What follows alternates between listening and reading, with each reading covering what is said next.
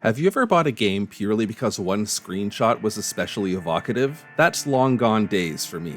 And have you ever reviewed that game because you used a random number generator to pick it from a list of backlogged games? Same.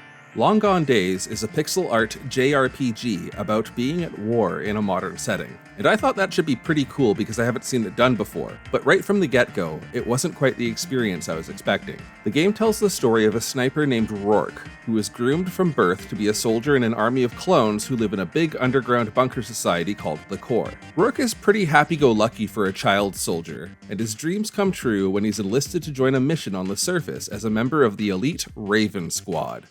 Even though these are clearly mole people. But ravens will be important, because in this world, they mostly hang out indoors and let you save your game. Rourke learns that the Core are actually pretty big dicks, when it turns out the mission he was on was a false flag attack against a bunch of civilians to give Russia a pretense to invade. So Rourke and his new best buddy run away and link up with local civilians to defend them from the very army they fought alongside just moments before. This storyline really worked for me for the first hour and a bit, because it focuses on the horrors of war, the suffering of civilians, and the plight of refugees, with a unique touch being that you can't understand what the locals are saying until you recruit someone into your party who can translate. Nice. But after the initial strong start about a young man disillusioned with the social conditioning that raised him to kill and the innocent lives caught in the crossfire, the story piles onto a boat and presumably jumps a shark on the way to Germany, where you spend a very large chunk of time faffing about helping an attractive reporter investigate a local government conspiracy. To say I found this transition jarring is an understatement. You go from a gritty tale about war crimes to a fun romp where you clean an apartment, briefly serve as a grocery store mascot, run deliveries, set up a public art exhibit, and rescue a woman from being tortured to death. Okay, that last part isn't very rompy, but still you go from war story to a more generic RPG story about the power of friendship, which is, The tonal shift definitely makes the fact that you kill a lot of people feel a bit weirder than it did at the start. And the tone is further compromised by the fact that no matter how grim things are, you still have to do a bunch of basic-ass RPG shit, like build a bridge, deliver items, and collect animals. But since it's an RPG, a good combat system can save the experience, and I can confidently report that in Long Gone Days, the combat system is just okay.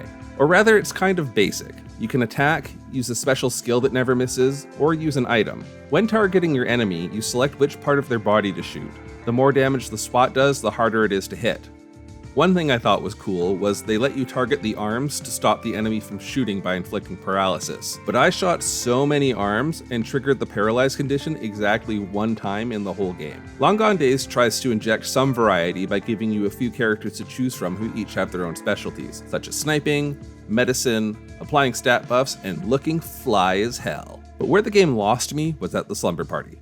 No wait, it was that you don't gain experience and level up like in a regular RPG, and instead you upgrade stats through equipment. This made me realize exactly how much the concept of number go up is an integral part of the RPG experience for me. I think I would have had a more thrilling time if there was a tight strategy layer to the fights, but they were all kind of easy. This game falls victim to the action economy, because by having more combatants who can perform actions than the enemy, you're basically unstoppable. Even with the final boss fight, I could use Pascal's paralyze ability every 2 turns to make sure this guy couldn't do anything. Fighting and story aside, Long Gone Days is rounded out by side quests and puzzles and a bit of light sniper work. At this point, you probably wouldn't be surprised to hear that all of the big tropes to pad a game are all present in Long Gone Days. The biggest one being 24 side quests you don't want to do because you're too busy dealing with war stuff to take pictures of graffiti. But as I learned the hard way, if you don't do enough of the side quests to feed the game's morale system, you get the sad ending. And then there's the more pernicious trope of not being able to complete any objective without having to solve a puzzle about it. You can't just break into an office. You have to climb through air vents to get to a computer in the room that's apparently only accessible via air vent. You can't just enter the casino, you have to climb through air vents to get to a key. You can't just confront the bad guy, you have to climb through air vents to get to a Soko puzzle, to get to air vents, to get to the floor where you find the clues that tell you the top secret door code that's obviously not top secret enough. What air vent does a guy gotta crawl through to get some better puzzle variety? I don't want you to think I hated this game. If you asked me if I thought you should add it to your backlog, I'd say probably not, but there is stuff I liked about it. Long Gone Days is a pretty good looking game. I like pixel art stuff, and everything in here is quite nicely rendered, and it coexists well with the anime style of the character portraits and short cutscenes. And the tone of the story was really cool for part of the game. The soundtrack was decent, and some of the writing was good. It's just unfortunate that a lot of the writing was needlessly overwrought and repetitive. And on thinking about the writing, I realized that my main issue with the game was the extremes. The setting was both dark and then light and cheery in a way that felt inappropriate for a story about war and human suffering. The fights are violent firefights with guns, but they serve you low stakes and 100 yummy snacks to heal the bullet holes. Walking is really slow, but running is like too fast.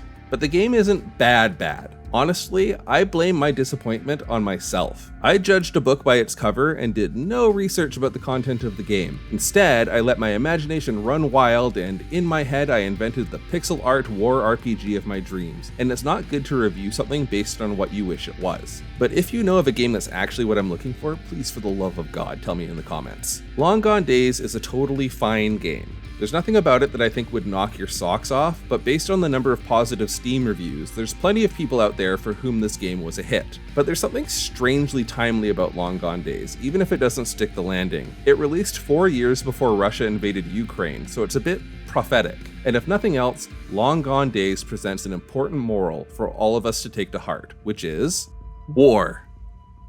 Don't. Just don't. Don't do it. That does it for this episode. Thanks so much for watching, and until next time, don't. And I'll see you all soon on Random Game Reviews. It turns out the core were the bad guys, so I'm just gonna shoot you in the dick a little bit. Gonna sit in my sniper nest and shoot you in the dick. You invaded my country, so now I'm in the unfortunate position of having to use my big gun to shoot you in the dick.